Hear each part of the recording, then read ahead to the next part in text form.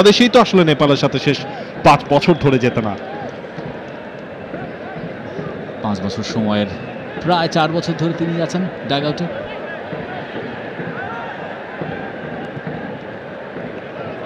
সোলরানা senior এই মাঠে ভুটানের এগেইনস্টে একটা গোল করেছিলেন, সেটাও ছিল আসলে ফ্রেন্ডলি ম্যাচ।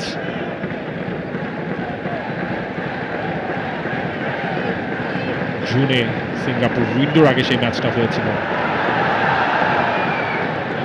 হামজা এবার ওপরে উঠেছেন।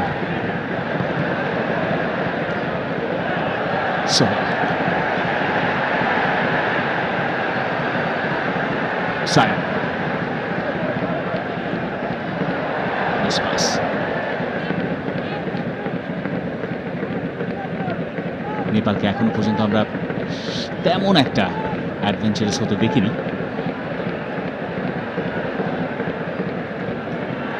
কোচের পরিবর্তন হয়েছে, তাদের দেশে একটা ঝামেলাও চলছে ঘরোয়া লিগ নিয়ে। এমন পরিস্থিতির ভেতরেই নেপাল তাদের ফুটবলটা ঠিকঠাক রাখার চেষ্টায় আছে।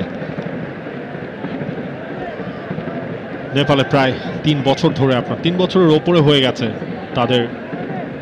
বাংলাদেশে যেমন পিএফএল রয়েছে, তেমন আসলে তাদের লিগটাই হয় না, লিগটাই বন্ধ।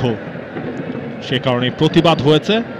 এই রোহিত চাঁদ, অনন্ত তামাং, কিরণ কুমার লেম্বু, অঞ্জন বিষ্টা, তারা সবাই ইনফ্যাক্ট রাজপথে ছিল আপনার। তারা মাঠের বাইরে অর্থাৎ স্টেডিয়ামের বাইরে তারা সকালবেলা প্রোটেস্ট করেছে, বিকালবেলা তারা প্র্যাকটিস করেছে।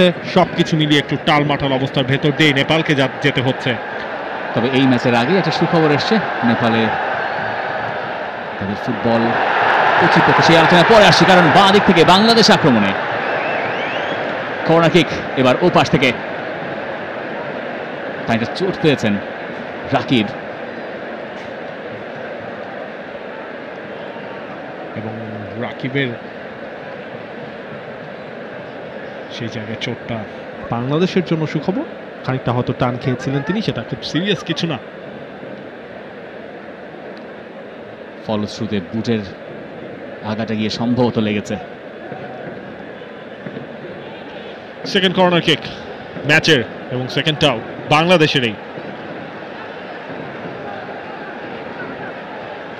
কিরণ কুমার লিম্বু তিনি বলছিলেন তিনি এক্সাইটেড হামজা চৌধুরীর এগেইনস্টে মাঠে নামার জন্য। জামাল ভুইয়া, এবং আরো একবার কর্নার, আরো একবার হামজা চৌধুরীকে ঘিরেই সেখানে একটা জটলা।